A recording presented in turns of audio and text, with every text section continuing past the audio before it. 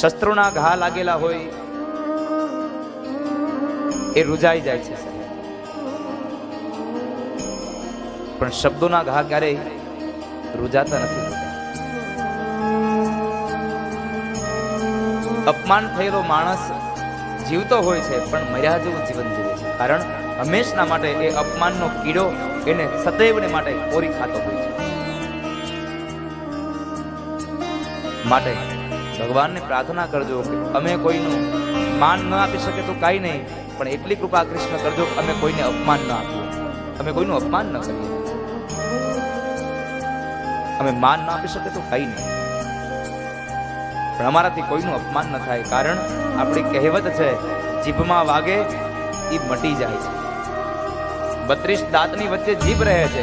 કંઈક ખાતા હોય અને કદાચ બટકું ભરાઈ જાય તો એ જીભમાં ભરાયેલું બટકું 1 દિવસ 2 દિવસ 3 દિવસ 1 અઠવાડિયામાં મટી જાય છે. પણ એક વાત યાદ રાખજો ખાસ કરીને કે જીભથી જેને બટકું ભરાઈ જાય એ જિંદગી ભર નથી રૂજાતું સાહેબ. જીભમાં વાગેલું મટી જાય છે પણ જીભથી વાગેલું ક્યારેય ન મટે. માટે ક્યારેય કોઈને ખરાબ શબ્દો ન કહેશો, કોઈનું અપમાન ન કરશો, કવેણ ન બોલશો. અપમાન કરી અને અશ્વત્થામાને છોડી મૂક્યા છે. અપમાનનો અગ્નિ હજી પણ અશ્વત્થામાને બાળી રહ્યો છે. આ બાજુ ભગવાન કૃષ્ણ દ્રૌપદીના 5 દીકરાઓનો અગ્નિ સંસ્કાર કરાવી અને હવે ભગવાન કૃષ્ણ દ્વારિકા જવા માટે તૈયાર થાય છે. ભગવાનનો રથ તૈયાર થયો અને જ્યાં ભગવાન જવા માટે તૈયાર થાય, એક પગ પોતાનો ભગવાને રથના પગથિયામાં મૂક્યો અને બીજો પગ હજી નીચે છે. ત્યાં એક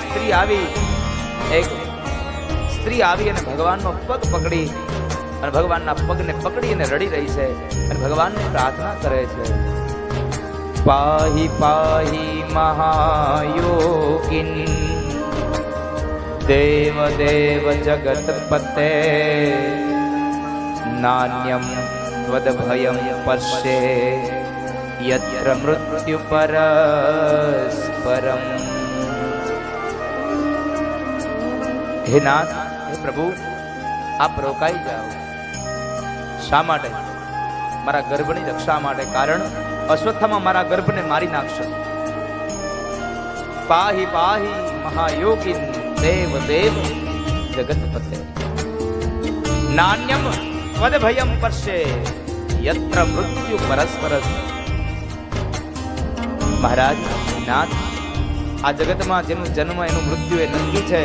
મારું મૃત્યુ થાય તો ભલે થાય, પણ મારા પર કૃપા કરો, મારો ગર્ભની અંદર રહેલા બાળકનું મૃત્યુ ન થાય. આ સ્ત્રી કોણ હતી? પાંડવોના પુત્ર અભિમાન્યુ અને અભિમાન્યુની વિધવા પત્ની ઉત્તરા હતી. એના ગર્ભમાં રહેલો એ બાળક એ પરીક્ષિત મહારાજ. ભગવાનનો પગ પકડીને કહે છે, પ્રભુ મને બચાવો, નહીં તો કાંઈ નહીં, મને ભલે મરી જવા દો, મારું મૃત્યુ આવે તો મને વાંધો નથી, પણ મારા ગર્ભને બચાવી લ્યો આપ.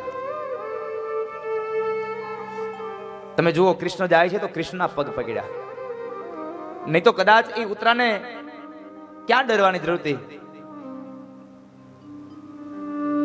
કારણ કે એ બાણાધારી અર્જુન, ગદાધારી ભીમસેન, એ બધા રક્ષણ નહોતા કરી શકતા. પણ નહીં, છતાં પણ ન અર્જુન પાસે ગઈ, ન ભીમસેન પાસે, કોઈ પાસે ન જાય અને સીધું ભગવાનનું ચરણ પકડ્યું. કારણ આ શિખામણ કોણે આપી હતી? એની સાસુમાં દ્રૌપદીએ. દ્રૌપદીએ શિખામણ આપી હતી, બેટા, જીવનમાં દુઃખ પડે તો 2 હાથ વાળા મનુષ્ય પાસે ક્યારેય ન જતા. જીવનમાં દુઃખ પડે એટલે ઘરના દરવાજા બંધ કરી અને મંદિરમાં જઈ જે ભગવાનને માનો છો ને એની પાસે 2 આંસુડા પાડી લેજો. એ તમારા 2 આંસુડાની અંદર તમારું તમામ દુઃખ દૂર કરશે. બાકી સમાજ તો તમારા આંસુડા જોવા માટે જ દુઃખી કરતા હોય છે સાહેબ. સમાજ તમારા આંસુડા જોવા માટે દુઃખી કરતા હોય છે, માટે એની પાસે ન જશો. શું કામે? પોતાનો અનુભવ કયો છે એને, કે જ્યારે દુશાસન એ ભરી સભામાં પાંચાલીને દ્રૌપદીના વાળ પકડીને ખેંચીને ઢસડીને લઈ આવે છે, એ સમયે દુર્યોધન પોતાની જાંગને ખુલ્લી કરી અને કહે છે કે અહીંયા બેસાડું તને. અને એ વખતે જ્યારે નિર્વસ્ત્ર બનાવવાની વાત થઈ ત્યારે એ દ્રૌપદીએ 5 પાંડવો પાસે જઈને કીધું કે તમારી પત્ની છું, મારી લાજ રોકી લ્યો. 5 પાંડવો નીચે જોઈ ગયા હતા. ને તો ત્યારે પણ એ જ અર્જુન હતો, એ જ ભીમસેન હતો, છતાં પણ એ કઈ નહોતા બોલ્યા. અનેક મહારથીઓ બેઠા છે, એમાંનો એક મહારથી પિતામહ ભીષ્મ બેઠા છે, જેને કાળને પણ જીતો છે.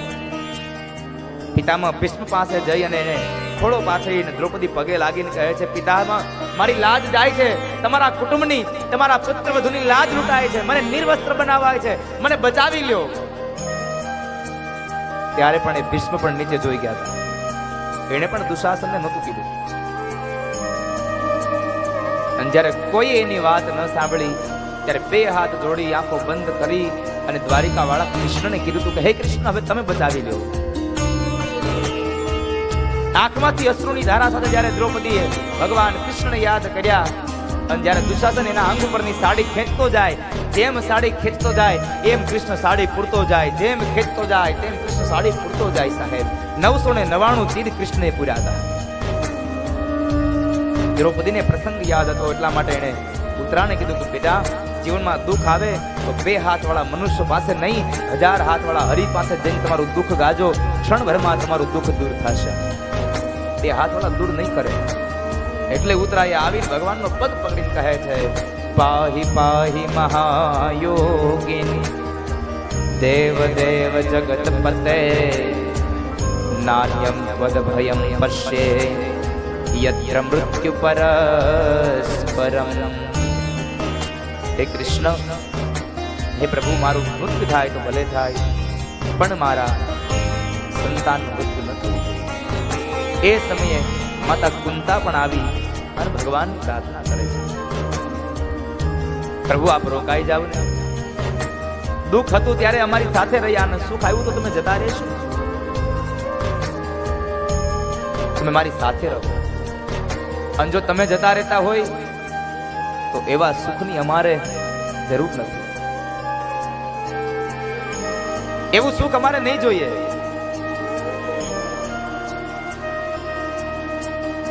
પણ આપણે સુખ કોને કહીએ ને દુઃખ કોને કહીએ?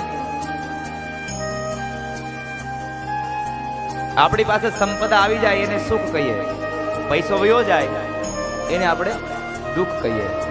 પૈસા વગરનો માણસ દુઃખી થઈ ગયો, મારા પૈસા જતા રહ્યા. અને પૈસો આવી જાય એટલે માણસ સુખી થઈ ગયો. પણ સાહેબ, આ જગતમાં સાચું સુખ, સાચી સંપદા શું છે? સાચું દુઃખ શું છે? આવો પ્રશ્ન રામચરિત માનસમાં હનુમાનને કહ્યું હતું. હનુમાન, જરા કેને વિપદા અને સંપદા શું કહેવાય? અને તુલસી લખે, હનુમંત વિપત્તિ પ્રભુ સોઈ, જબ તવ સુમીરન ભજન ન હોઈ. શ્રી રામ જય રામ, જય જય રામ,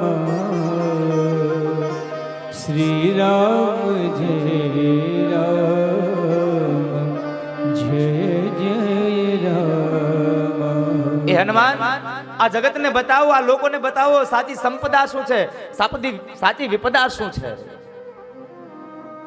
અને હનુમાન કહે છે, જ્યારે જ્યારે આ મનુષ્ય અવતારમાં ભજન થઈ જાય ને એ સમય સંપદાનો છે, અને જે માણસ ભગવાનને ભૂલી જાય એ સમય વિપદાનો છે.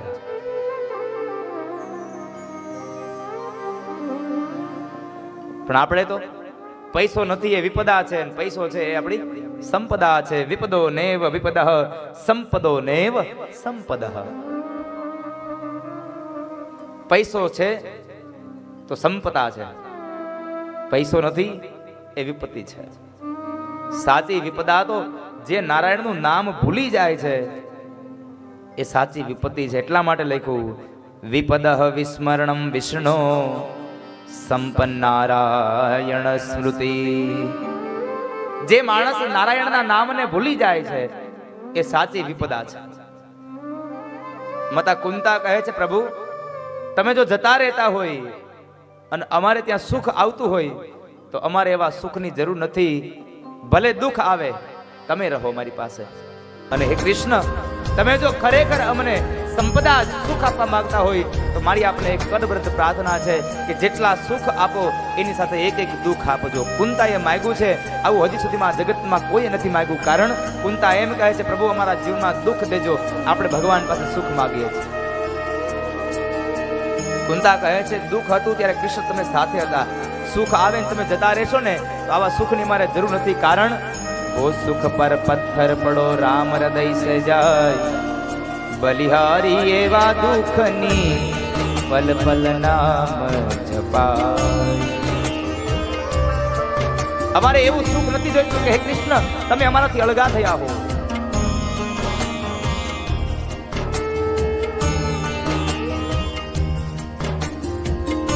અમારે એવા સુખની જરૂર નથી.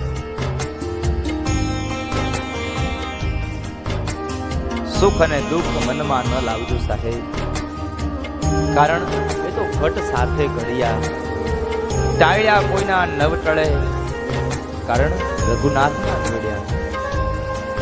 હરિએ જે ભાગ્યમાં લખ્યું છે એ જ થઈને પૂરે છે. માતા કુંતા પણ ભગવાનની પ્રાર્થના કરે, દ્રૌપદી પણ ભગવાનને કહે, પાંડવો પણ કહે છે. અને એ સમયે